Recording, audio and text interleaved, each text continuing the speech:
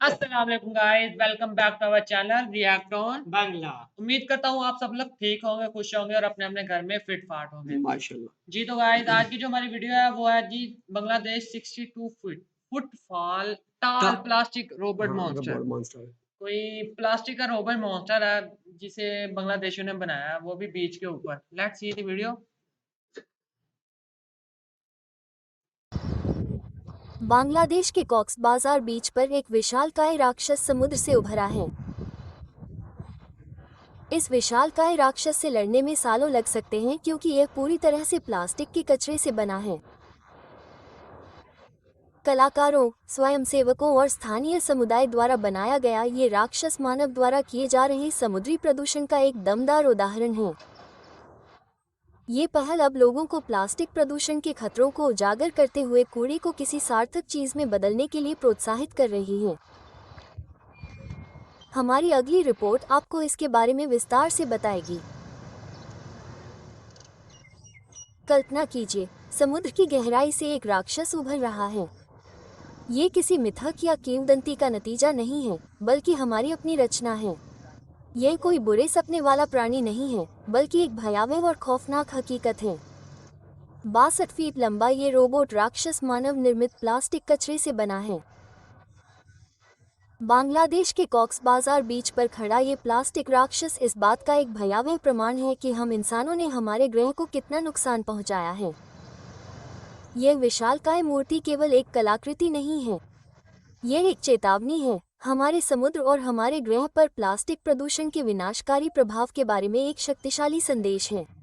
जब मैं अपने बच्चों के साथ समुद्र तट पर आया तो उन्होंने कहा, पापा देखो यहाँ कितना कचरा है। यह अच्छी बात नहीं है। समुद्र को बचाना हमारी जिम्मेदारी है। अगर हम यहाँ अंधाधुंध कचरा फेंकते हैं तो ये हमारे पर्यावरण के लिए खतरा है। उद्धरण चिन्ह।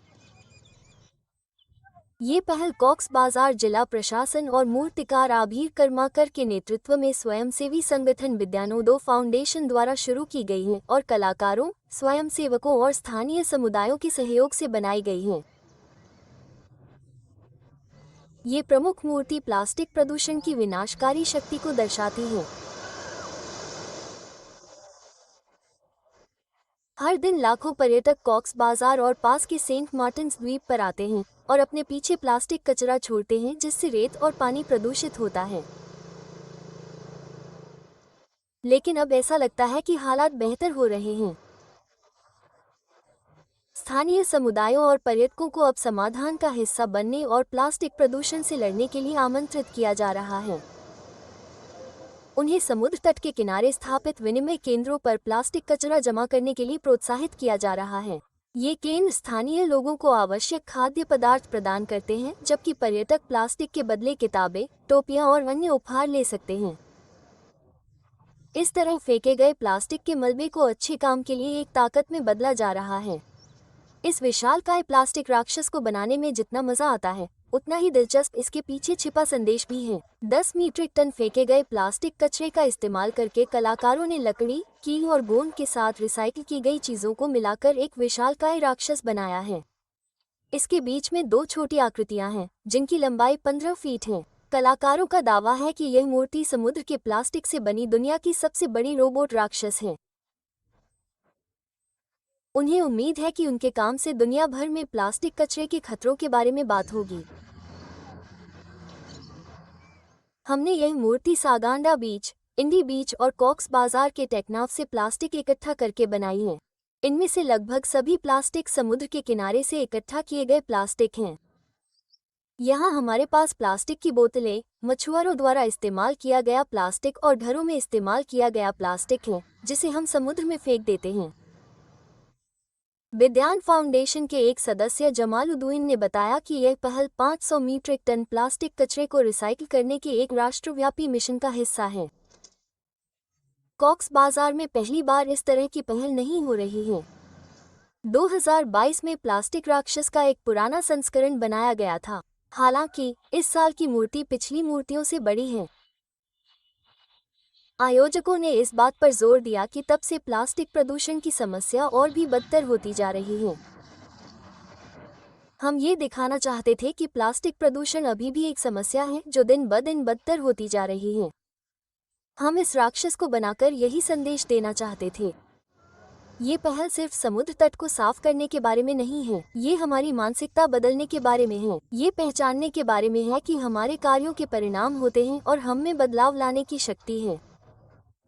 हमारे ग्रह का भविष्य वास्तव में हमारे हाथों में है।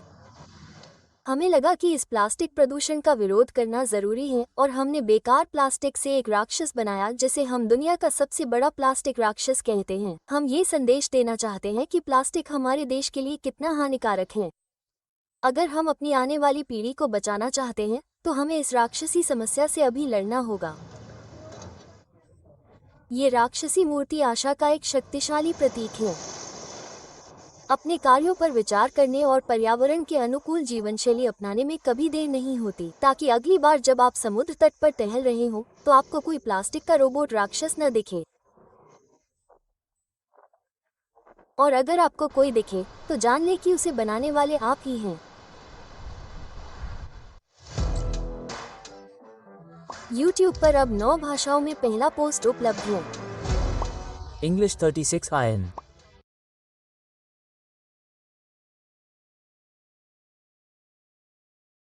मेरा तो सारा भुगतान जी। तो शबीर भाई आपको कैसा लगा रोबोट मॉन्स्टर? नहीं, रोबोट का जो उन्होंने फन दिखाया हुआ था वो बहुत ही अच्छा था। टैलेंट बड़ा प्यारा था, जो आर्टिस्ट वगैरह जिसने बनाया है, बड़ी कमाल की है, उसने कारीगरी दिखाई है अपनी। लेकिन मैं एक चीज़ कहना चाहूँगा, एक for as a message for Bangladesh peoples के लिए कि यार अगर इस तरह के आपके पास कोई बीच है ना, तो भई ज़ाहिर-सी बात है वो आपका मुल्क है, आपका एक असासा होता है कंट्री का। इसको साफ-सुथरा रखना चाहिए, जो कि हम देख रहे हैं कि वहाँ पे कचरा काफ़ी था, उसके बावजूद भी जबकि वहाँ पे एक टीम काम भी कर रही थी। हाँ, तो भई ये टीम का फ़र्ज़ नहीं बनता, हर इंसान का फ़र्ज़ बनता है जो कचरा फैला रहा होता है, उसको जबकि चाहिए उन्होंने रिस्टोरिंग वो भी बनाया एक हुआ जगह है। बनाए रखी है। तो भई आपने सही एक बात। बोतल वगैरह जो भी भई खाएँ-पिएँ, ऐश करें, लेकिन उसका एक मखसूस जगह है तो उसको वहाँ तक पहुँचा दें। वो आप ही का मुल्क है, आप ही का जी, घर है। उसको जितना साफ-सुथरा बनाएँगे, टूरिज़्म बहुत ज़्यादा आएँगे, वो तारीफ़ करेंगे। ये एक बड़ी इसमें बांग्लादेश की तरक्की होगी। तरक्की जितनी होगी। और जितना आप उसको अच्छा रखेंगे, लोग उतना आएँगे, उतना विज़िट देखिए करेंगे, उतना ही वो सुंदर होता ऐसे ही। जाएगा। देखिए ना जी, आप अपना घर ही लगा रहे हो, एक छोटा-सा घर है आपका 5 मरले का, अगर उसको आप गंदा करोगे तो आपके घर कोई भी आपका रिश्तेदार भी नहीं आएगा। ये कंट्री जो होता है उसके रहने वालों के लिए वो एक घर होता है, तो उसको साफ-सुथरा रखना चाहिए। और ख़ासकर ये बीच बहुत प्यारे होते हैं, ये असासे होते हैं, तो इनका ख़ास ख़्याल रखें आप। तो बाकी बहुत अच्छी थी वीडियो, हमने देखा, वो कलाकारी उनकी कमाल था यार। उनके लिए क्लैपिंग होती है, हम करते हैं, एप्रिशिएट भी करते हैं, ख़ासकर उस टीम को जो वहाँ पे सफाया कर रही थी। लेकिन ये हर पर्सन का फ़र्ज़ बनता है। चलते हैं हम अपनी अगली वीडियो में, तब तक के लिए अपना ख़्याल रखिएगा। अल्लाह